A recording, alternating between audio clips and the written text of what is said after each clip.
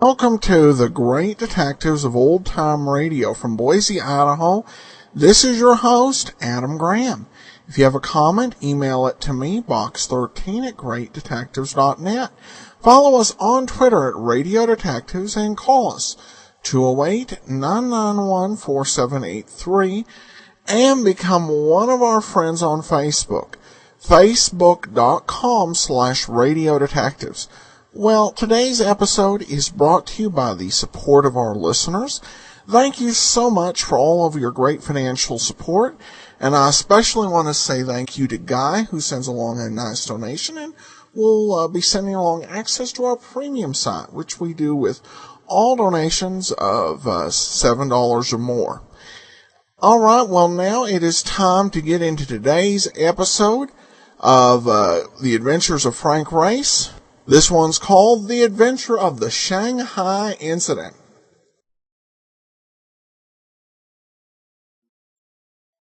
The Adventures of Frank Race, starring Tom Collins.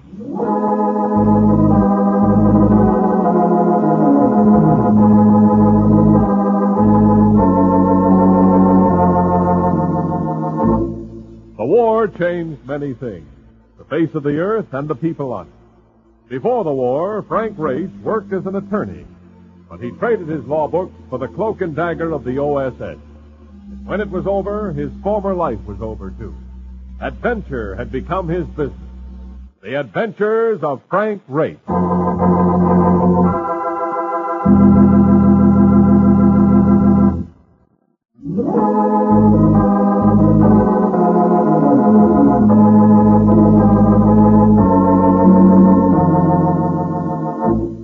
Now we join Frank Race for the adventure of the Shanghai Incident.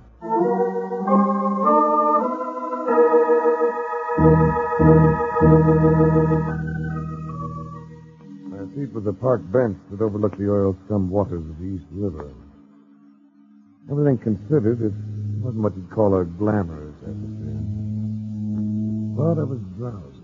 The sun felt warm on my back. I didn't want to move. Hey, Ray! I flinched. The voice belonged to Mark Dunham, and never exactly a soothing influence. I hunched my shoulders and closed my eyes. Hi. You got a guy who wants to see you. I'll tell him I'm out. He's waiting in the cab. He said to tell you his name is Brett. I broke my eyes at him. Matt Bresson, one of the best blocking backs that ever sized his way through a broken field. I know him. I carried the ball behind him on more than one of his jobs. Hadn't seen him for years. I got up and we went to the cab. Oh, it's good to see you, boy. It's been a long time. Too long, Matt. What are you doing for yourself? Well, I guess you can say I'm in the same racket you are. Insurance. I'm running the American branch of Lloyd's. And when you say insurance, you mean insurance. Underwrite everything from weather to the possibility of tripping. That's us. We've got a job for you. I was after you about a month ago, but you were in Europe. Matt, I promised myself I wouldn't do a thing for a month. I still got 3 weeks to go. You remember Chuck Howard, don't you? Oh, of course. Very decent guy. When we couldn't get you, we turned our assignment over to Chuck. Did all right. He's a good operator. He's a dead operator, Race. He was murdered on the job 3 days ago. Ribbon. I wish I were. Chuck Howard had 3 kids. I keep thinking of that. How did it happen? Why? We thought you might want to find that out for us. What was the assignment? Did you ever hear of South China Transport? Yeah, it's an airline.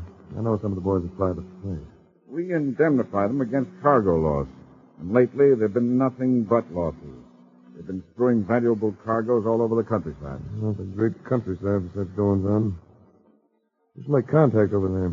A lad by the name of Jack Stacy. He handles operations. Used to be in the Navy. You'll probably find him pretty sick. He was badly wounded in the fracas that killed Chuck Howard. Where will he be? In Shanghai.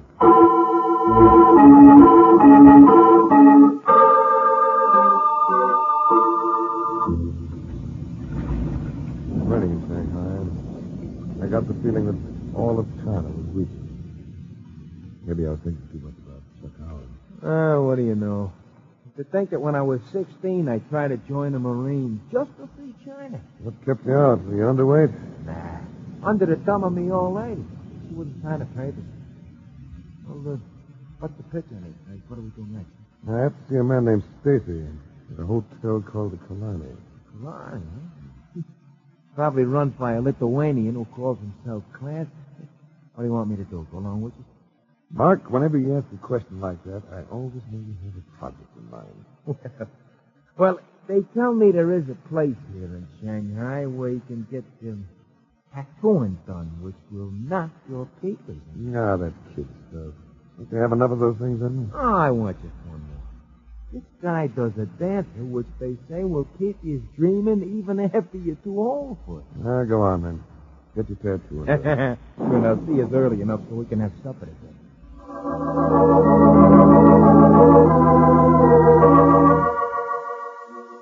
The lobby of the Hotel Kalani looked like the breakup of a Rose Bowl crowd. I spent 15 minutes at the desk just getting the number to Jack Stacy's room. Then I turned away. I felt a grip of fingers in my arm. And another something sharp. There is a divan at the far corner of the lobby, Mr. Ray. It would be discreet of you to accompany me there so that we may talk. He had the face of a Buddha.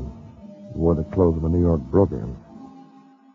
Something that the sharpness against my side came from the point of a knife. I went with him.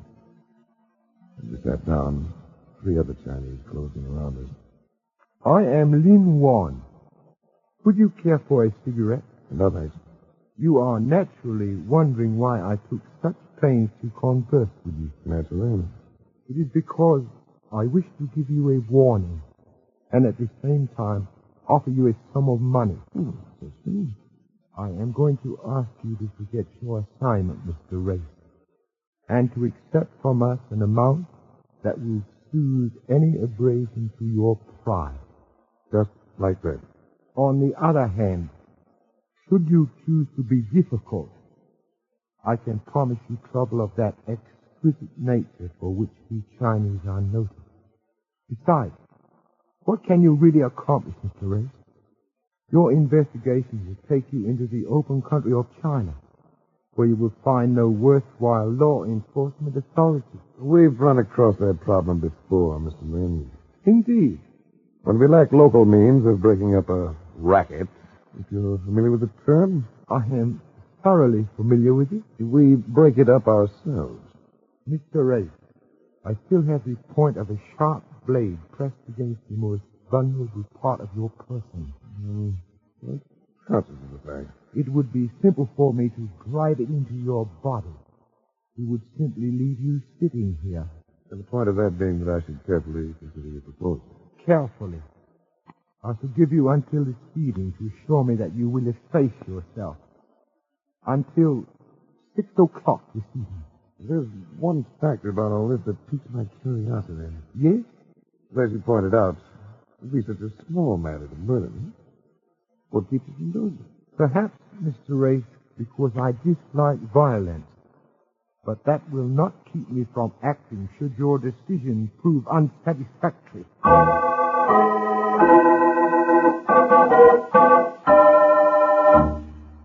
I found Jack Stacy propped up on a couch in his room, his arm in a sling, disposition to match for the weather. That's a mess, Race. Somebody's trying to force us out. That's the size of it. We've been doing well. Too well, I guess. So now they're moving in. No idea who killed Chuck Howard and crippled you. The only thing I know about it is the bullet they took out of my arm. I really knew about that. We were short on anesthetic. That's it? The slug in the mantle? That's it. 38. But over here, that won't mean much.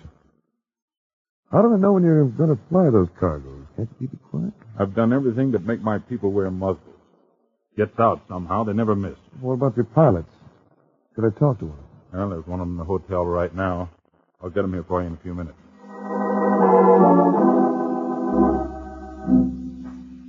Pilot showed up in about half an hour. Tall, weathered-looking Westerner. Yeah, sure. They try to pump us. Try it all the time. They're cute about it, too. They use women. Mighty nice-looking women. Johnny? And that's the one I ran into. Might have been Russian, I'm not sure.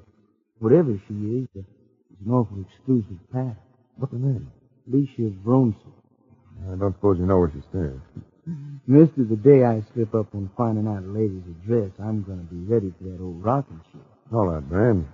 You just relieve yourself of that information right now.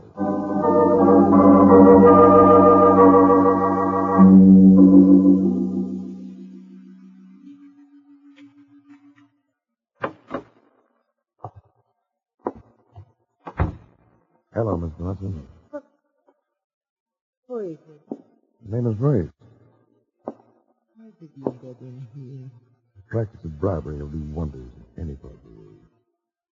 May I suggest that you turn up the lamp? What is it you want? That's the master. In greater light, he was as Brand said. And his pattern. Funny his skin and hair. The look of her gave me that odd feeling in my chest. One reminiscent of my first deep drag of a cigarette. You stare at me. Why? You must be used to it. What do you want? Last week, a friend of mine was murdered in Shanghai. Thought you might be able to tell me something about it. I'm sorry. I can tell you nothing. Who was your friend? A man called Charles Howard. You knew him, didn't you? Yes, I knew him. A nice person, gentle and kind. I had nothing to do with his death, Ray. Not directly, perhaps. Nor indirectly.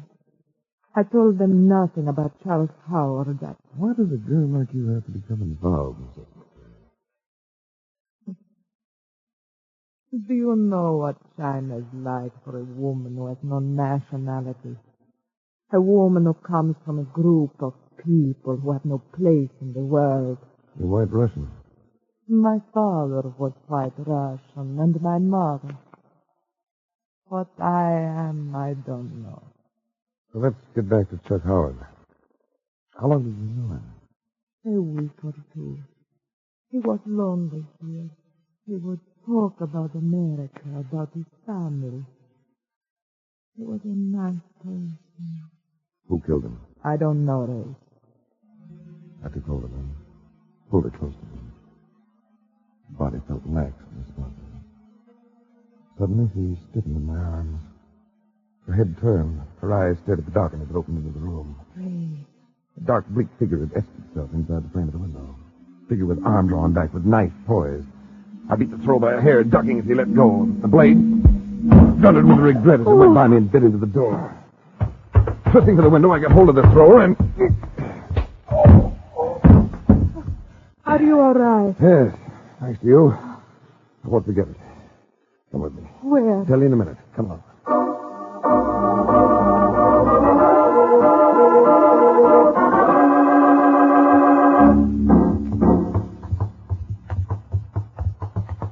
Hold it. What are we doing, Ray? Yeah. Look up at the building. Huh? Our knife-throwing friend is trailing down from the balcony. Right, I brought you out here to keep you safe. Why did you let him go, Ray? He's small fry. I want to follow him to where the big ones are biting.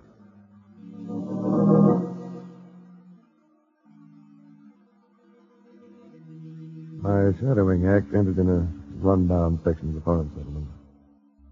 Here, the knife thrower disappeared into the recesses of a bleak-looking structure with all its windows boarded up. I strolled casually alongside the place, getting the heavy timbered door the once over. I became conscious of shadowy figures around me. A familiar voice spoke out of the night. Good evening, Mr. Ray. There's been one. Is this your place? For you, Mr. Ray, that can have no importance. I warned you that your time would be up by 6 o'clock this evening. It is now 9.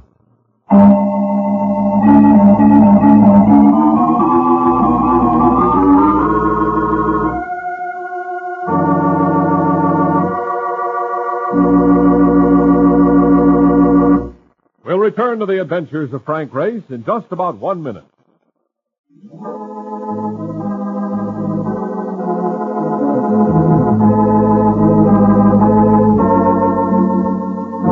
And now, back to the adventures of Frank Race. Must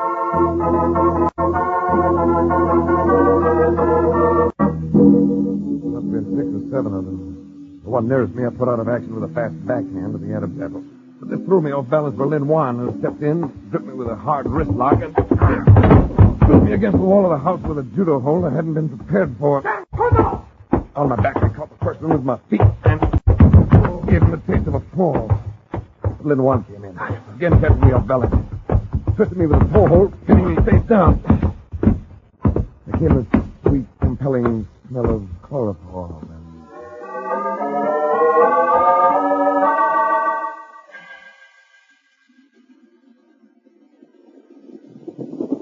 I got back my senses. All places. On a train. A Chinese train, if I'm not mistaken. From the position of the sun, I knew we were heading north. Well, I just can't seem to stop traveling. Mark, what are you doing? What I get for knocking around with you? How do you feel? Like a first-class case of suspended animation. Yeah. It's had me out for quite a while. All night. I think they give you some kind of a shot. Notice we have this compartment to ourselves. They got a guy outside the door. And there's a glad boy who drops in on us every once in a while. Tell me, how'd they take you? There's a sash waiting to feel him. I am right now thanking me old man and me old lady for giving me this thick Irish skull. Did you get your tattooing done? Did I? Will you see? Wait a minute. Let me get my sleeve up. Remarkable piece of art. Yeah, wait. Now look. I wiggly old muscle like this. Ain't that terrific, Ray? Just like Minsky's Violet on Broadway.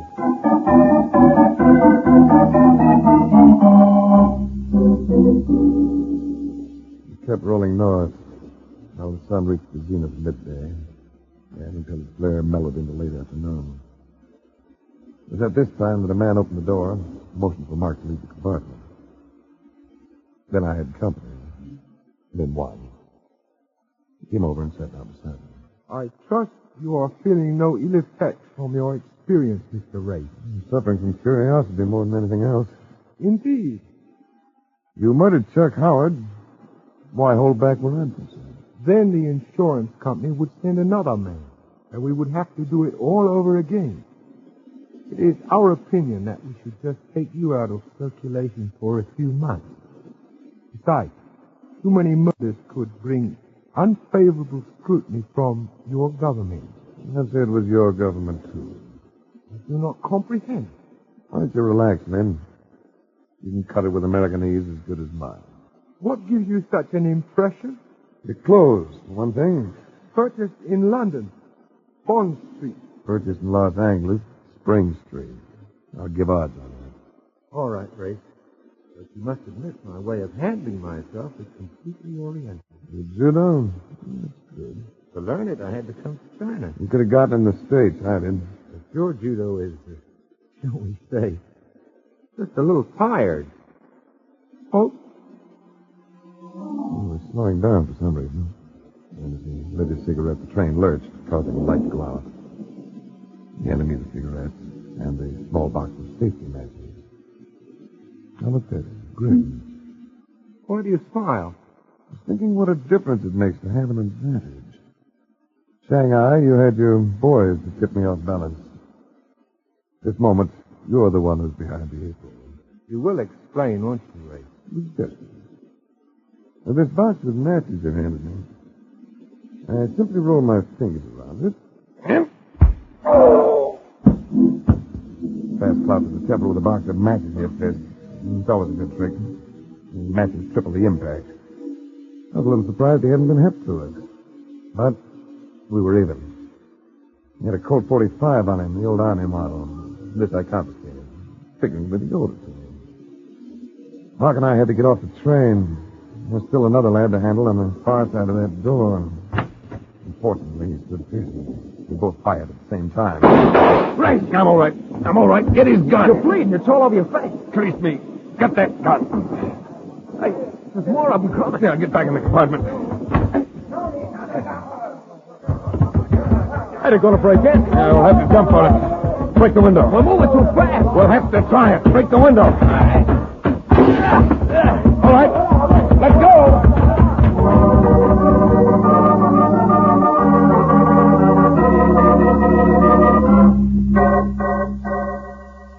China is rough these days, particularly when it comes to travel. But you can get around if you carry weapons and money and show a disposition to people. So we made it back to Shanghai, taking 4 days to do it. And at the Hotel Killarney, I found not only Jack Stacy and Brand the Flyer, but also Matt Bressman, who had just flown in. You don't know how glad I am to see you. When I heard you were missing, it was too much for me. So I came over.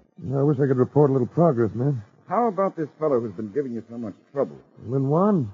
He's an American. Part Chinese, but an American just the same. Which probably means that he's plenty smart. Ah, so you've got your arm out of the sling, Stacy. How's it feel? Good as new. Yeah, he needed as good as new this morning. He had to swim with it. What happened? Oh, Brand and I went out in a fishing junk and like a goofer fell overboard.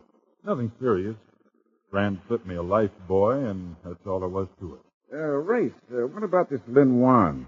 How are we going to handle him? Well, I don't know, man. I imagine we'll just have to wait until he pries into the picture again.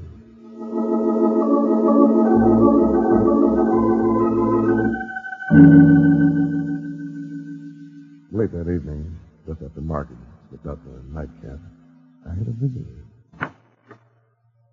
Hello, Ray. Come in. I did pay for you, Ray. That is the reason I paid your company in America. You did what? I paid... So you brought Matt Bressman over here. Matt Bressman? He's a friend of mine, doesn't it? I'm glad to see you back now. Well, the something unfinished the last time I saw him. I remember. It was real. She put her arms around me, tilted them out at times. When they tell you that such kisses taste like wine, they're crazy. Wine doesn't even come close. I'm very fond of you, Ray. Happened in a hurry, didn't it? You think it is impossible for it to happen in a hurry? No? No, I don't think it's impossible. But you might do something about it. How?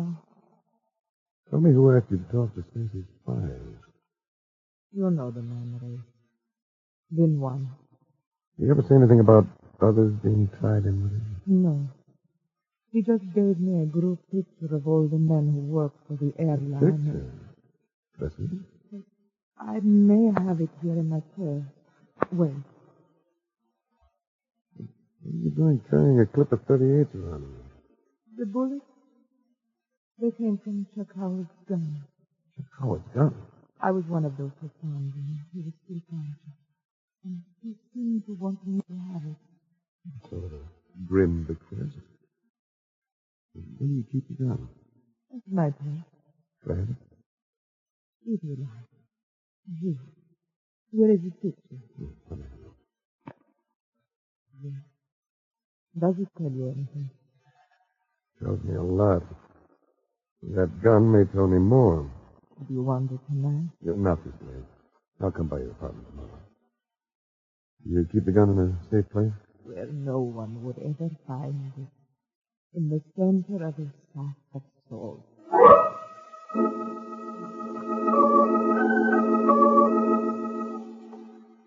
I went there next morning. As soon as I got to her door, I knew that something was wrong. The door stood half ajar. Inside the room, everything was chaos. Chairs overturned, broken, tables on the sides. I found the gun all right. Or at least you said it would be. But Alicia was gone. I knew I'd have to move quickly. So I found a phone and called Jack Stacy.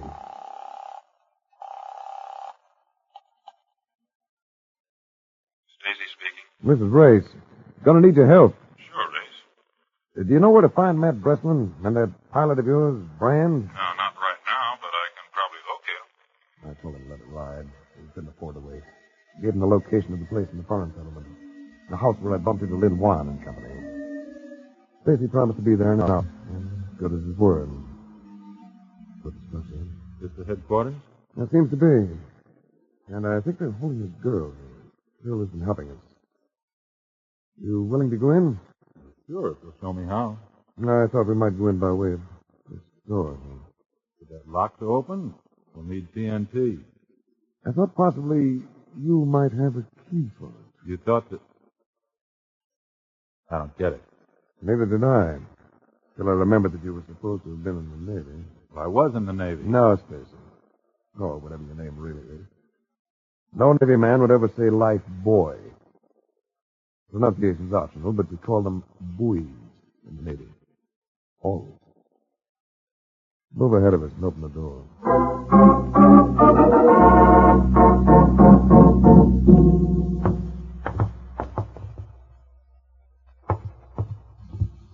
Oh, brother. This ain't no great white way. Turn the flashlight straight ahead, Mark. You're making a big mistake, Race.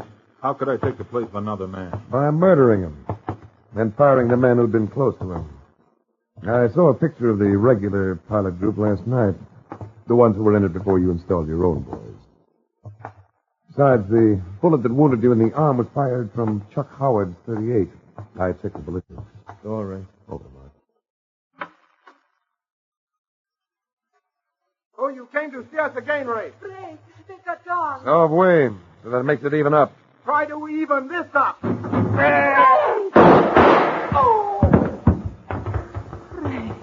I'm okay. Stacy took one of Lynn Wan's bullets. Yeah, he took it all right. Might be 28. How about you, Alicia? I'm all right, Ray. Thanks to you, I'm quite all right. Oh, brother, what a finish. Hey, how's that Lin Wan carrying? I shot him in the thigh. He should recover in time. Yeah? Time for what? To be executed. And over here, they do that in a rather sharp manner.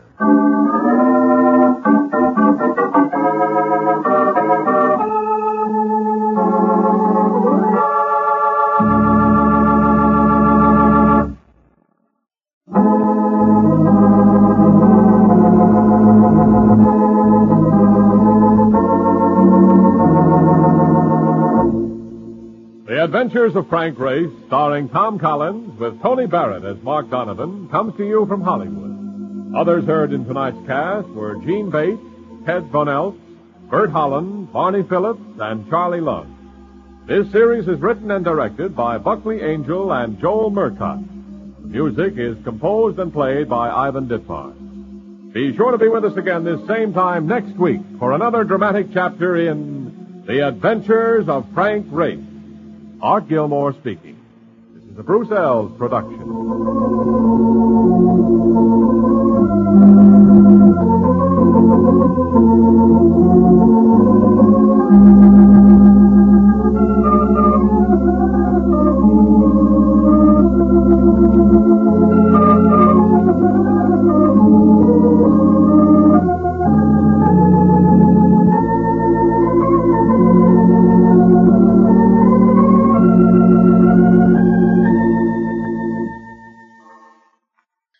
Welcome back. I want to apologize for the quality of these next few episodes. Most of the Adventures of Frank Race, thanks to the old-time radio researchers and their fantastic certified complete set, are very good sound quality. Unfortunately, there are a few exceptions.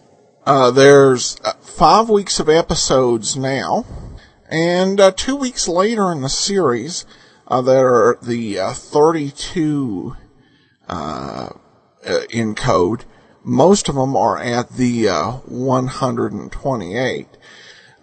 This was I thought, just a fun chase story.